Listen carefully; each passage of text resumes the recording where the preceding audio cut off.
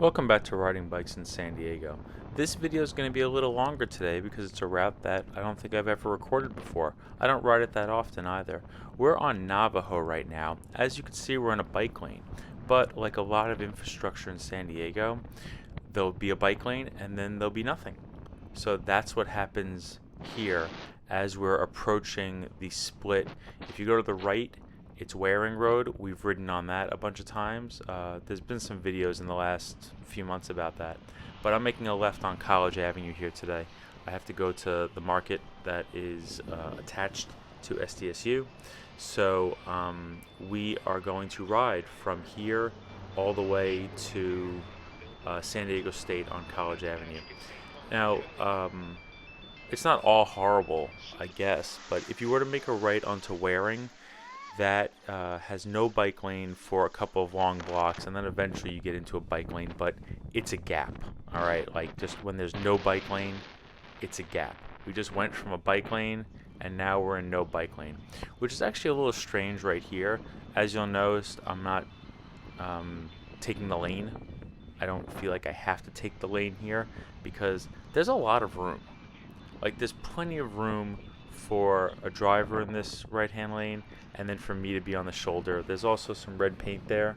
I didn't mind it.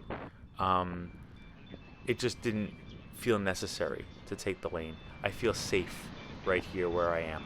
In fact, I can't imagine why there's not a bike lane. I don't understand. There's room. The geometry is here, but a little bit of paint, really wouldn't hurt anybody. And I don't know why it's not there. And just a reminder, this is called College Avenue. Okay, we're north of the 8 right now. We're heading south, but I mean, people live here, and you'd think that there would be access to stuff. Some paint starts up right here, and for a second I was like, oh, yay, bike lane. But no, it's just parking. It's parking out front of every house here that has not a little driveway. These are like gigantic driveways, and this is parking in front of it. But hey, it's also a place where people working on their homes can stop. It's a place where delivery drivers can stop. But I really thought that might be a bike lane for a second. For a second, I was also wondering, it's really weird that I don't ride here more often. But I don't ride here more often, I guess, because it's kind of a steep hill and there's really no space at all. Luckily, as with a lot of the roads similar to this in San Diego, it's really not that high traffic. And maybe it's just a matter of time of day. But if you notice, I'm the only one on this road right now.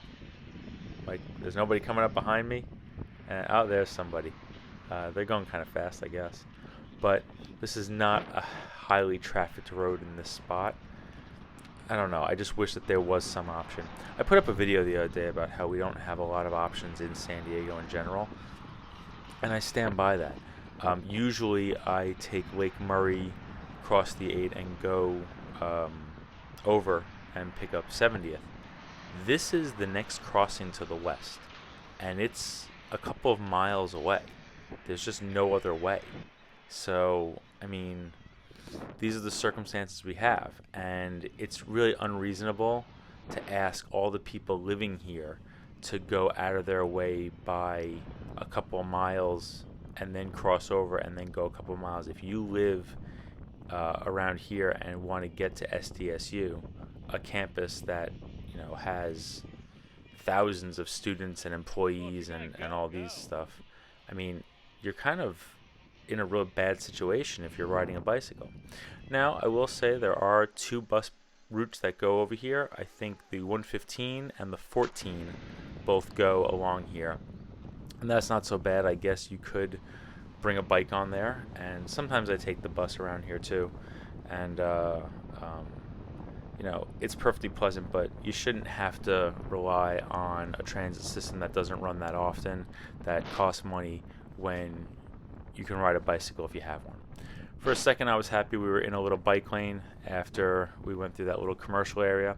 But as you can see, we get into Caltrans area and it all collapses.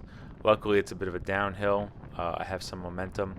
Also, by the way, I'm riding this route because I'm riding an e-bike today. So I have a class 1 pedal assist e-bike, and sometimes when I'm on the e-bike, I know that if I encounter hills I'm not familiar with, it won't be too much of a slog. I won't feel like I have to break myself to get through it. So I figured I would take this little route knowing that I had a little extra boost if I needed it. As we cross over the 8 here, I mean, I knew that there was no bike lane over here, but there's also room. There's room for paint here, but it would get confusing. Maybe I'll make excuses for traffic engineers at Caltrans. But I mean, why wouldn't people want to bike to the major university in the city? Love this. Check this out. This yellow school bus. Yeah, we'll just muscle around there for a second. And I kind of wish that that person had gone a little slower, that driver. Guess what? We're going to end up at the same red light anyway. But I do expect bus drivers to be a little more careful than the average driver. And I'm just saying, like, oh, hey, you know, just A little close. just giving him a heads up that I thought that was a little close there, a little tight. So he's listening. It's a little tight back there on the passing. Yeah. It's okay. It's okay, nothing to worry about. And hey, for those of you who are maybe thinking, like, why would you bike here?